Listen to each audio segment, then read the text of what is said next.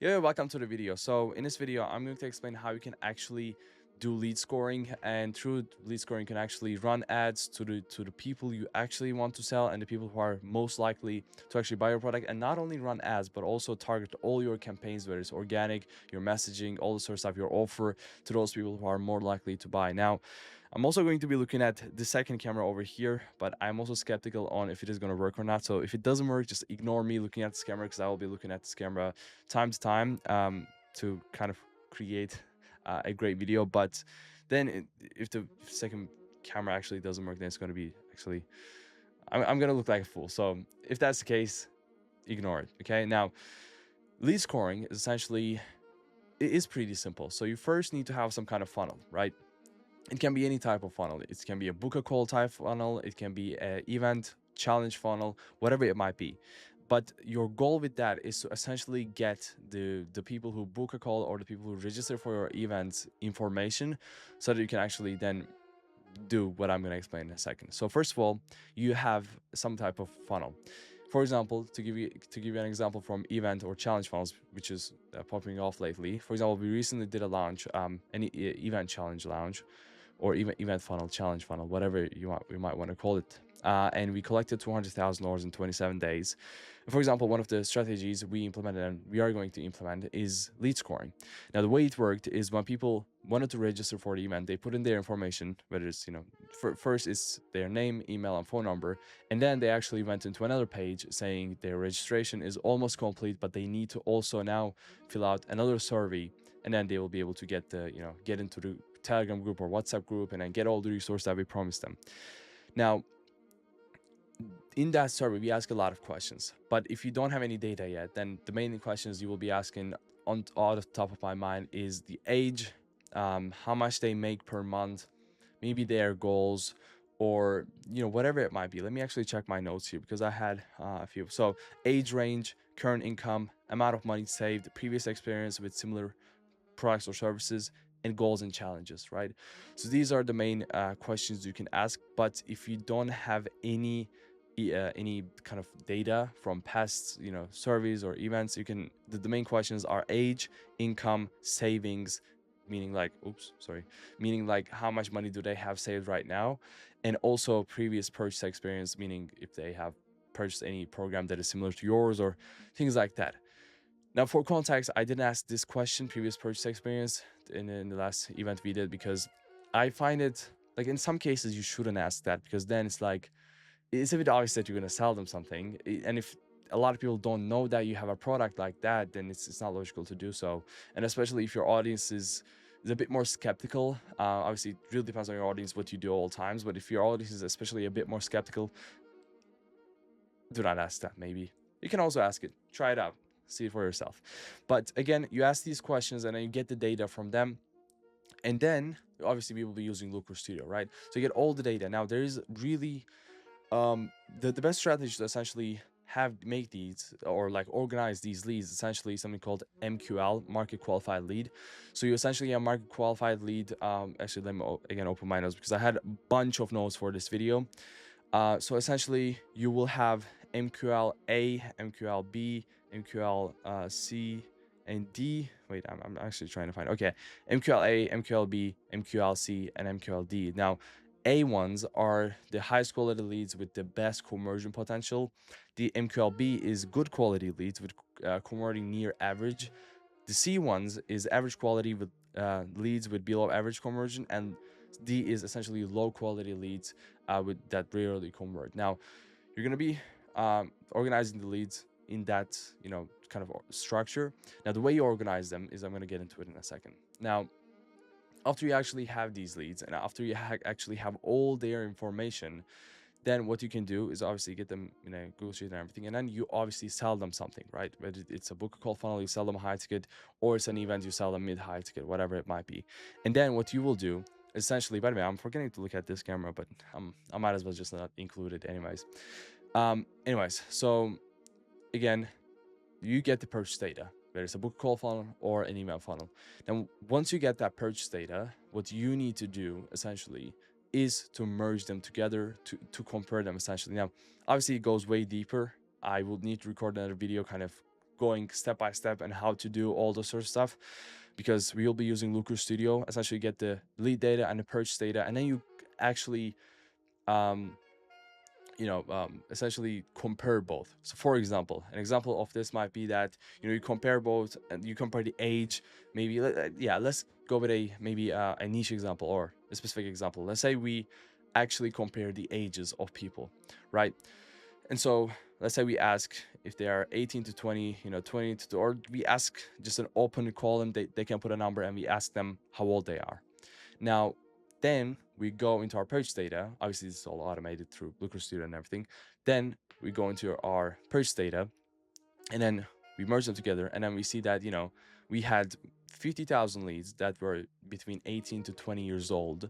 And we had 340 people or 45 people who actually converted. Then that means we have 0.62% conversion rate. And essentially we can see like the conversion rate, right? Of the age bracket. Now, this is really valuable. Okay, you need to implement this, or you're not going to be successful. Obviously, you can, but like this is really important. Just implement this if you can. If you cannot, like if it is your first time, and like just do it as much as you can. Okay, because the what this lead scoring does for you is essentially it helps you like just curate everything for your for the people who are going to buy. For example, again, I have notes here. If we see that people from aged, I don't know, 15 to 18 have a 0.2% conversion rate, and the people who are aged 20 to 25 has like the 1% conversion rate, then there's no point of running ads to people who are 15 or 18 or between that, right? We would just run ads for the 20 and 25, and we just get the best results ever. Obviously, we should run ads to different kind of like age brackets to see which one works the best and test everything still with ads. Even if we know everything, we should still test. But then that will like help you make a lot more money than you would normally make, because you now know your data. You now know that age 20 to 25 will purchase at a much higher conversion rate, and now you make a lot more money, right? And so again, you get both data, you merge them in Looker Studio, you kind of get the conversion rates and everything, and then you start actually, after you get the data and everything, you start kind of organizing and structuring the leads with MQLs, market qualified leads. So A, B, C, D. Again, I went through them, and then you start organizing them. And then once you organize them, you'll be able to see like age 20 to 25 is MQL A, which is like most likely to buy, and then MQL D is age 15 to 18, which is like rarely convert. Like it's not worth wasting your time on it, right? And then for the survey, for example, if you're doing an event, I would suggest Typeform, which is what we used, which is, I believe, is one of the best in my opinion. I've also seen people use Tally. I also seen people use Go High Level. I also used Go High Level in the past, but I wouldn't suggest it because Typeform is just much cleaner and has much more, much better kind of features, I'd say. Okay, now going into a few other things that I want to essentially explain. Again, if you want me to kind of break down everything and record a video step by step on how to set up absolutely everything that requires to essentially do lead scoring, because like lead scoring is really make or break of your business. It's like if you're a local business even, and you try to go ahead and market your business and go door to door and talk to 11-year-olds, nobody's going to buy your service. But if you go door to door or local business trying to market, and you market to maybe 25-year-olds, and you're going to make a lot of money. That's the distinction between making a fuck ton of money or making nothing, right? And so after that, you will be able to see the conversion rates and everything. And I have my I'm trying to go through my notes. I had a lot of notes about this. Let me see what I can actually tell you more that would help you a lot. Let's see. So after that, by the way, you need to analyze in obviously Looker Studio, and you'll have really clear insights on like the survey answers, the specific survey answers that actually predicted the purchasing, right? And then after that, you need to upgrade or update your lead scoring system. And when it comes to that, there's a few strategies, right? So what you need to do is add 100 times into, so you go into Typeform, and then you can, I don't know if you have ever used it, but there's something called lead scoring, right? So you can use that, or you can use something else, I don't know.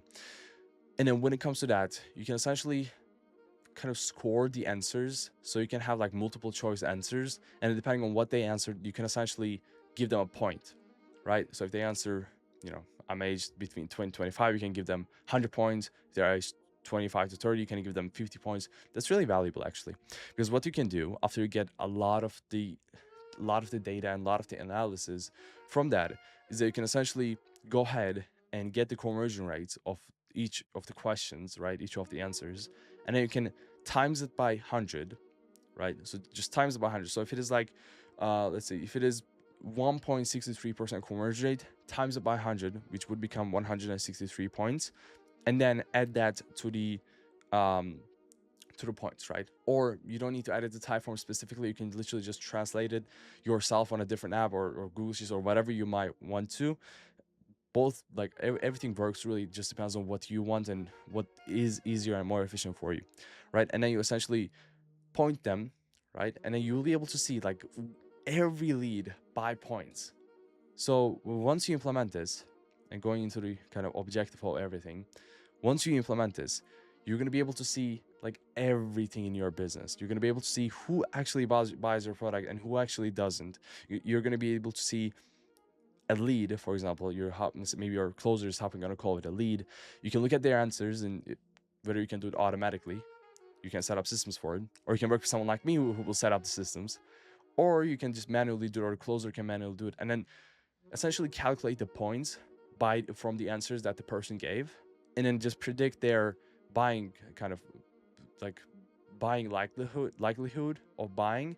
And you can essentially have different systems, different follow-ups, different things. For example, because if you are working with an MQLD, which is like the rarely buys, then you can assign another closer. But if you're working with MQLA, which a lead book they call, and he's MQLA, you can assign your best closure source 100%, close. Obviously, you can do a lot of things. You can play around with it, or you can do different follow-ups. You can, if they are MQLD, you can try to nurture them a lot more because they are MQLD. Or you look at the answers specifically. You look at the points answer specifically, and you try to go off of that. Like, this is literally, and I cannot stress this enough. That's why I wanted to record a video on it. It's really important. It's like one of the most important things in your info business.